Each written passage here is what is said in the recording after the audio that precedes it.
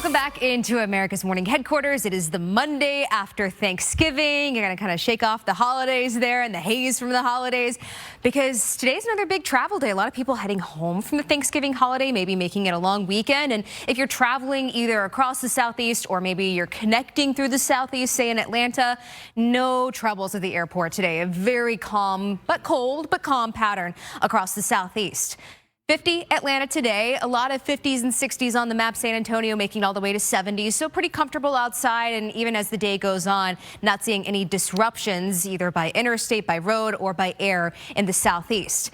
Then things start to change in the later half of the week. We bring in our next system, and this is going to be rain for Dallas as well as New Orleans, parts of the I-10 corridor, and actually several rounds of rain. As we get towards the weekend, things get a little bit more complicated with the pattern because there's some colder air in place, and now we're bringing in some moisture. Do we see any of that translate to some wintry precipitation? It's a little bit too soon to tell, but just know that's a possibility and something that you need to watch as the days go on.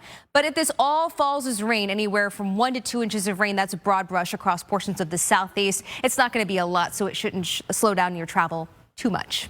Kelly? Well, the holiday shopping season is well underway. Consumers have already spent more than $10 billion, and that will certainly add up to a lot of presents wrapped and tucked under the tree. But that can also create a ton of trash that needs to be disposed of. So let's bring in out the door, teens. Single digits in the Dakotas, including Bismarck, 8 degrees, 9 for you in Pierre, 23 Omaha, 26 in St. Louis, where we actually have a little bit of light snow that's falling as you step out the door on this Monday after Thanksgiving. Today, these are our high temperatures, so we really don't change all too much throughout the day. We gain a few degrees. Bismarck, Pierre, we make it all the way up to 18. That's the best we can do. 28 in Chicago, but many of us in this region stay below freezing for the better part of the day, and it's going to continue through the overnight hours. But then we bring in some reinforcing cold air, and your eyes might be drawn right to Nashville thinking, okay, 20s early week. That's some of the coldest air that we've seen. But check out New Orleans, 40s. 30s for you in Dallas, and 30s and even 20s as we start off the morning in northern Florida. That's how far south this cold air is going to make it. And it is by far and away the coldest air that we've seen so far this season. It's December, so it's about time that we start to see some of these Arctic outbreaks make it all the way down to the south. It's not too unusual, but we are going to see that reinforcing cold air for so many of us. And this includes by late week, Nashville making it all the way down into the teens. And that's not your wind chill. That's your actual temperature.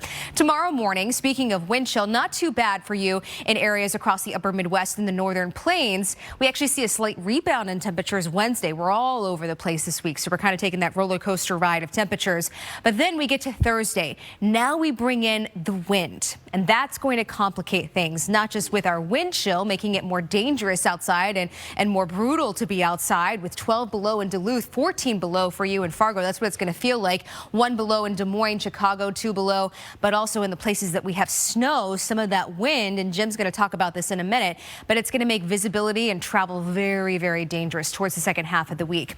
This is what I was talking about with the roller coaster ride. Fargo is just one example where our average high is in the 30s. We're not close to that today. We get a little bit closer Tuesday into Wednesday. The bottom falls out on Thursday, and then by Friday, we're actually closer to our average high than we're going to be all week long.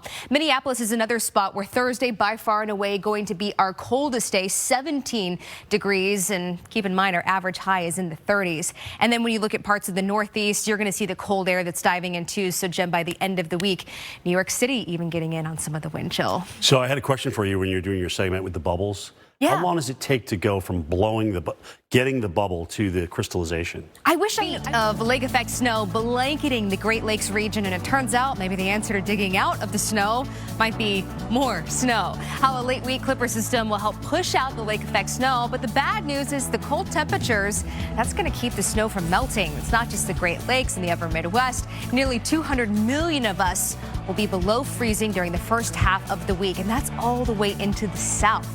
Bundle up as you head out to work and school on this Monday after the Thanksgiving holiday. This is America's Morning Headquarters. I'm meteorologist Molly McCollum alongside meteorologists Kelly Cass and Jim Cantori. Jim, we want to go back to that lake effect snow because it was just insane the last couple of days. And what really was like the icing on the lake effect snow cake was this Bills game. It was 2-3 feet of snow over towards Erie. We've seen at least 30 inches as well.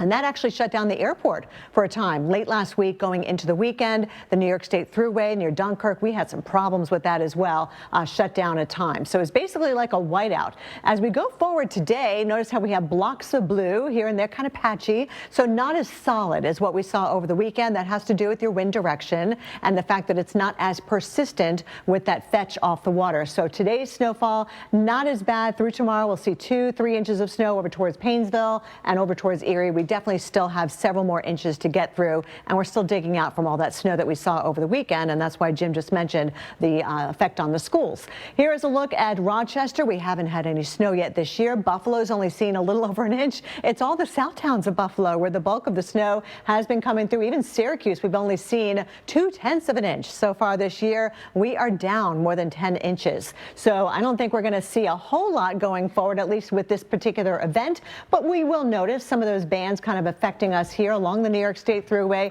Syracuse, over to Utica, Chautauqua, Cattaraugus counties. You guys are still in that snow as we go right through tomorrow evening. So at times you will have clear conditions, but then you'll drive along and hit one of these snow squalls, and it's very difficult to see. Even with just a couple of inches, we could see reduced visibility. De-icing, snow removal can also affect some of these smaller regional airports like Syracuse. As we head over towards Michigan, Munising, you've had some light to moderate snow this morning. Over towards Michigan, Marquette, you've seen at least 2 feet of snow in this region across the northern parts of Michigan, the UP. You can see that white right there. We're off the scale. In fact, you can see 24 inches. We're not as purpley, like Elf would say, up here, down here in the south, but we still have the blue showing up on the map from the Carolinas through Georgia, even down to Florida, getting below freezing in Crestview, Florida. That's in the western panhandle. Jacksonville, you were flirting with freezing earlier this morning, but now the sun is doing its thing. Notice how our temperatures are starting to rebound a little bit. We're back down into the 40s across the northern part of Florida, and even in southern Texas, we're starting to see that wind turn around a little bit, and that's bringing up the warmth in deep South Texas this morning, where it's actually a little bit warmer down towards Brownsville. Houston, you've got 48 degrees. It's still a northerly flow coming through the Tennessee Valley, still below freezing at this hour in Nashville, 29 degrees. Right in Atlanta, we're 36, but surrounding Atlanta, especially up into the North Georgia mountains, maybe up towards Helen, Georgia, might still be around 30 degrees or so. And they're the 40s that are coming back across northern Florida after dipping down into the 30s. And guess what? We do it again tonight. That's why we've got the frost and freeze advisories in effect through tomorrow morning. And unfortunately, those plans may need to be covered up again Wednesday morning as this cold air is here to stay. This is what we're waking up to tomorrow morning. Make sure the kids are well bundled up at the bus stop. It's back to school after the long holiday weekend. Look at 22 degrees in Asheville, 31 degrees in Montgomery, Alabama. And as you can see, Wednesday morning, we're bringing that cold back down to Crestview, also around Tallahassee, 28 degrees. So yes, this is mighty cold, especially here in northern Florida where we're not as accustomed to it. Make sure the pipes are dripping, and also those sprinkler systems, make sure they're turned off too, because otherwise you'll have a sheet of ice out there on the driveway. Tallahassee, the average low 45 degrees. We're going to be well below that the next couple of mornings. And Molly, even though we warm up a little bit Thursday and Friday, we are still below average for the majority of the week. It's not a big warm up, so get ready. Thank you, Kelly. We're still ahead on America's Morning Headquarters. Billions of dollars into America's Morning Headquarters. Maybe you're just now starting to travel home from Thanksgiving. You took the long weekend. Good for you. And good weather across portions of the southeast, where Atlanta, if you're connecting through Atlanta, if that's your final destination, or maybe you're flying out of Atlanta, the weather is perfect this morning. Now, the roads are just as good because we've got quiet weather all across the southeast with fairly warm temperatures in the afternoon. Nothing too unusual for this time of year. And throughout the day, the airports stay pretty good in portions of the southeast. Now let's look ahead to Wednesday. This is when the rain is going to be moving in. Dallas, Houston, this is Wednesday afternoon, spreading over into Little Rock, southern Arkansas, a lot of Louisiana and the I-10 corridor. That's just round one. We'll see another round moving in as we head towards the later part of the week, Friday into Saturday. And this is where things could get interesting because we'll still have some cold air in place. In fact, look at that pink around the Little Rock area. That's some wintry precipitation trying to sneak in. We'll have to see as the days go on and the forecast kind of evolves for the south if we see any more wintry precipitation. But if this all falls as rain, we're talking 1 to 2 inches of some very beneficial rain from areas like Corpus Christi all the way over to Birmingham, Alabama. Kelly?